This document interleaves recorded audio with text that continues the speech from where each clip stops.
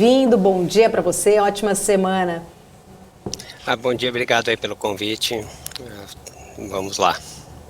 Vamos lá, Adalto, eu estava até falando agora há pouco com o Marco, né, mas gostaria de falar sobre este assunto com você também, sobre esses dados do CAGED, né, Brasil criando aí 218 mil empregos formais em julho, era uma expectativa de 260, veio ali um pouco abaixo da expectativa, no ano, né, já foram mais de 1,5 milhão de vagas, queria entender a sua visão, a sua avaliação sobre esses dados, o impacto que você acredita que nós podemos ver aí com essa criação que veio um pouco abaixo do que estava sendo esperado pelo mercado.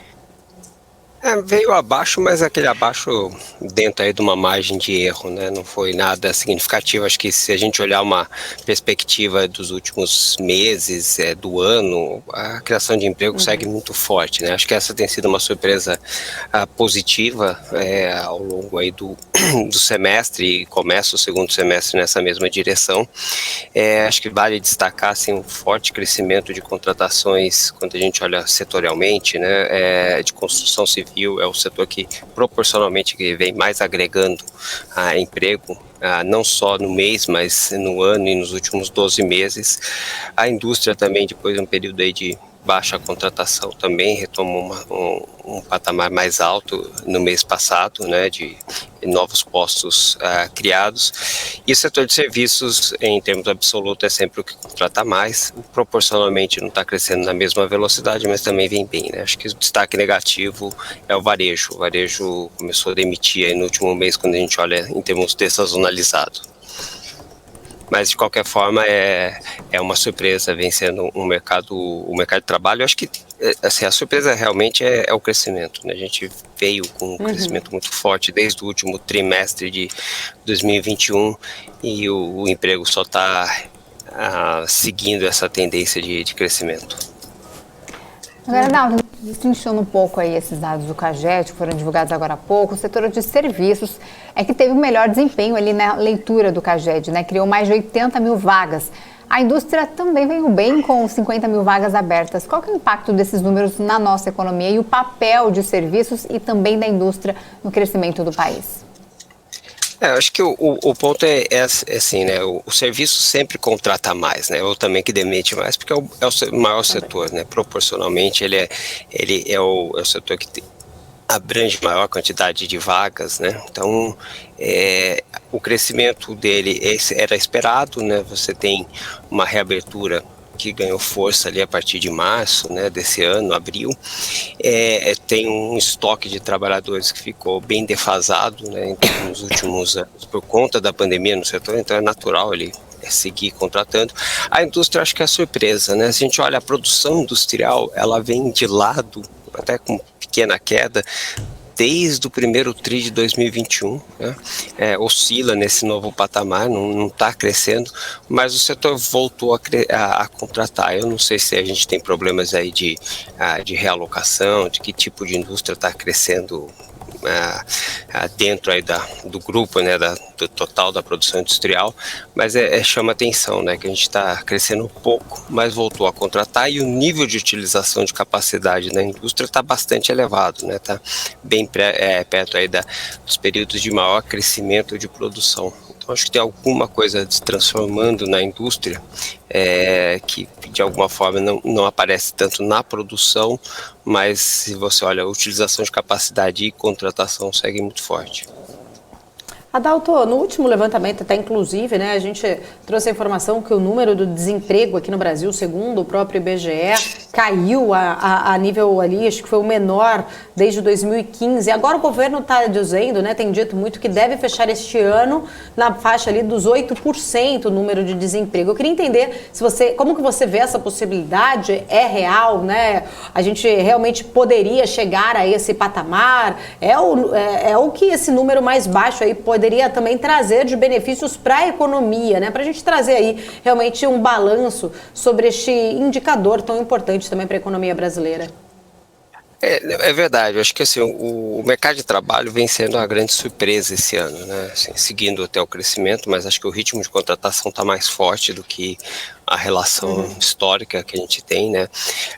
Vem sendo acompanhado também com o aumento de oferta de trabalho, né? Então não é simplesmente estar diminuindo o desemprego porque tem menos pessoas procurando. O desemprego na margem já roda muito perto de 9, se a gente mensalizar o dado do IBGE, dá um pouquinho abaixo de 9. Tem possibilidade, assim, olhar dezembro é sempre ruim, porque é a menor taxa de desemprego, olhando em termos dessazonalizados, né? Então teria que tirar, mas na média do ano vai ficar bem abaixo do que se imaginava e provavelmente a gente vai ter números mais perto de 8% aí ao longo do semestre, né? Do segundo semestre. Realmente tem sido, né? Não é só o CAGED, não é só o emprego formal, mas o emprego sem carteira, também o emprego por conta própria vem retomando de forma bem rápida, né? Nos últimos meses. Adalto, vou trazer aqui para a nossa conversa ele, Marco Saravalli, que está aqui do meu lado, também tem perguntas para você. Fica à vontade, Marco. Oi, Adalto, bom dia, tudo bom? Bom dia, tudo bem? Tudo ótimo.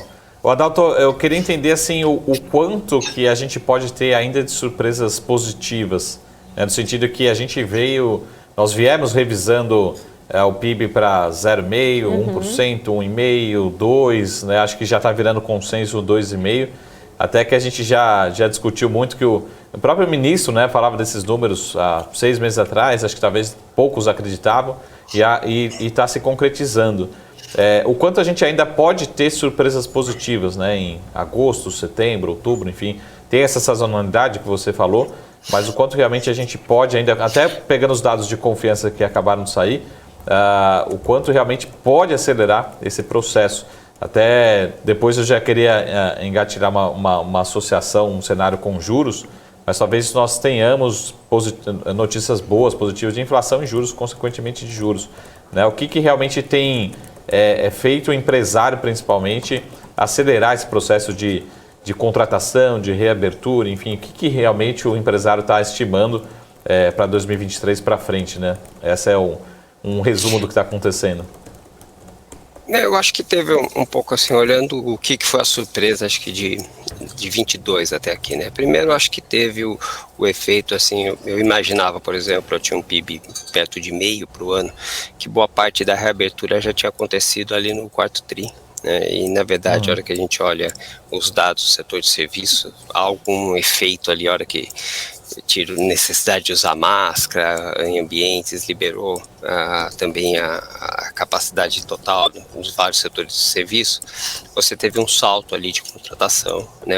É um setor que contrata muito, como eu falei, isso acaba tendo um efeito positivo na massa de salários. A gente tem também uma expansão fiscal nesse ano, principalmente aí com o auxílio emergencial, Auxílio Brasil indo para 400 e mantido, e agora indo para 600, isso pode dar um fôlego aí na parte do consumo.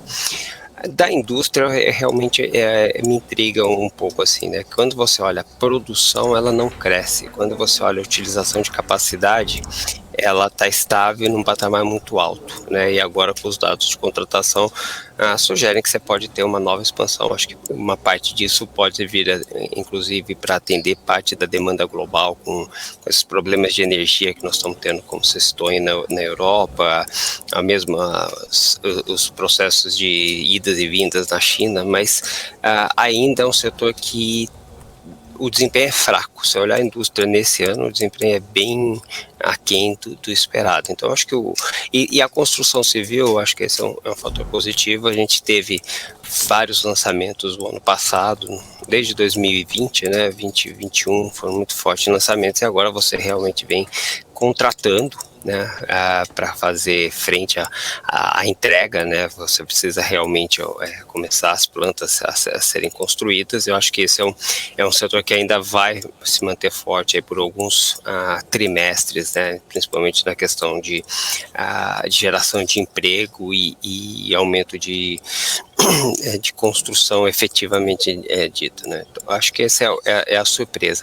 Olhando para frente, eu acho que a gente tem bastante incerteza. Eu acho que ainda continuo vendo como risco o cenário global. Eu acho que essa história da Europa é sempre um risco aqui de incerteza, cadeias de produção podem ser novamente afetados.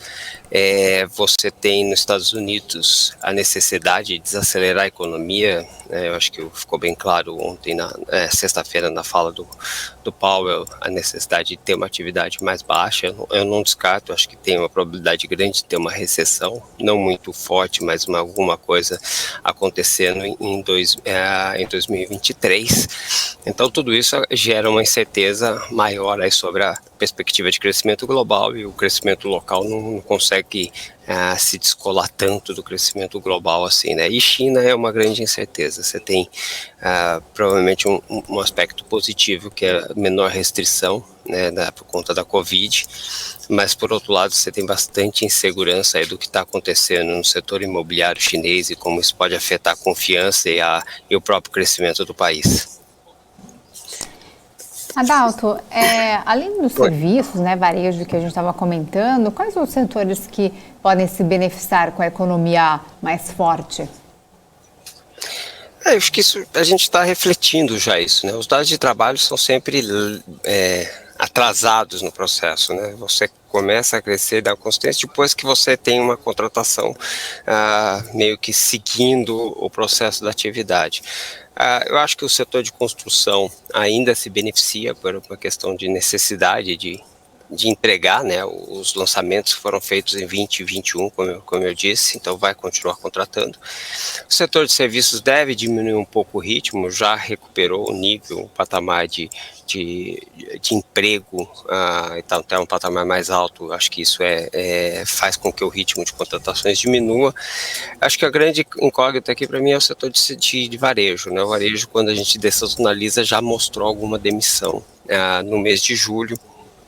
Tudo indica que a gente deve ter uma desaceleração. A gente tem o efeito da política monetária ainda por ser sentido na atividade, né? O setor de varejo sente claramente isso. Então, eu acho que ainda o setor de construção deve manter um ritmo positivo de contratação. O setor de serviços diminui, contrata, mas ainda num ritmo menor.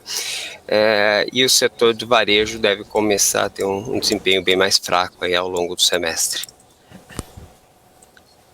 Doutor, só mais uma pergunta em relação a agro. Até foi um assunto bastante comentado na semana passada em relação à safrinha, né? Deve ser mais uma surpresa positiva.